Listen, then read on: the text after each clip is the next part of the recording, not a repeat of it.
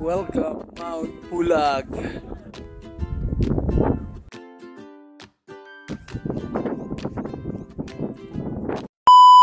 What's up mga kapakar? Tara, samahan nyo ko explore ang isa sa pinagmamalaki ng Kabayan Benguet, ang Mount Pulag.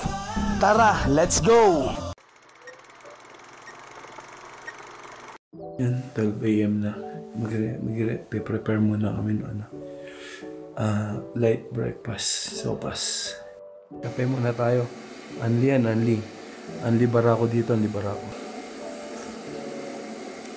Kape. Kasama natin si Direk, si Chef. May prepare tayo ng light breakfast. Let's go, let's go. Hindi, yung sa waiting shed.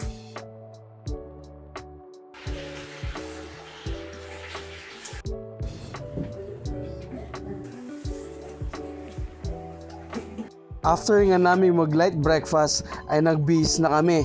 Talagang siguraduhin natin na balot tayo dahil sobrang lamig ngayon dito sa Pulag. Umabot pala ng 2 degrees Celsius dito lang sa homestay. Paano pa kaya pagdating na natin sa taas ng Pulag? Ay natin to, let's do this, Mount Pulag. Outfit check muna tayo, pati mga kasama natin. Outfit check, oh, ikot. Hey, ikot. Okay. Eh, geng-geng din. Outfit check. Ikaw. Yeah. Mga geng-geng. Outfit check. Hey. Okay. Good. Hey. Next. Uy. Hey. Sir Roger. Direct. Hey. 2:08 na. Ready na yung mga tropa. Bandang 2 AM na nga kami nakaalis at bago umalis ay nagdasal muna kami. Amen. God bless us, Lord. Ready na? Tara mga kapakar, samahan nyo kami at aakyatin na natin ang Mount Pulag. Okay, sige lang. And this moment is perfect. Let's take a ride. This is the time for you and me. Let's take a ride. Pataas.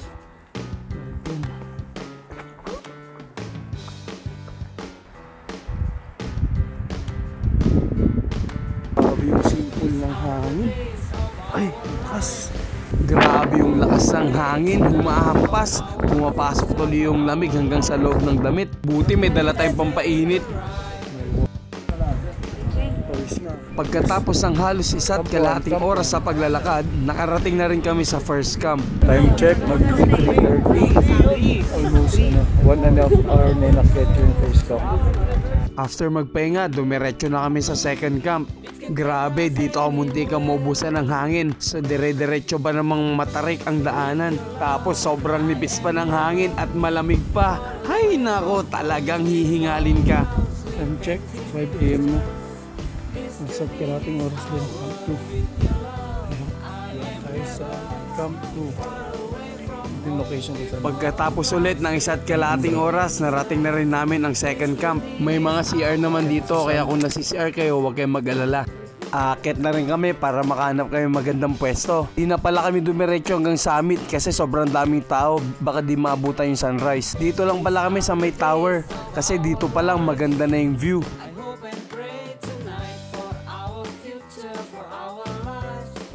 At pagkatapos ng mga ilang minutong pag-aantay, eto na yung sunrise.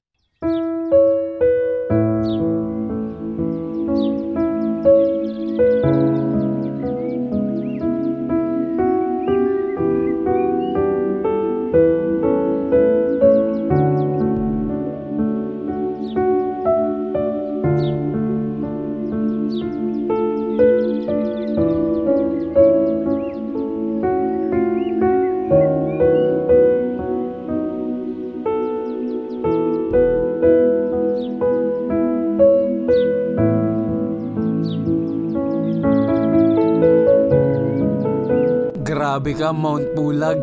Lahat ng pagod namin pakyat, minsanan mo nang winala.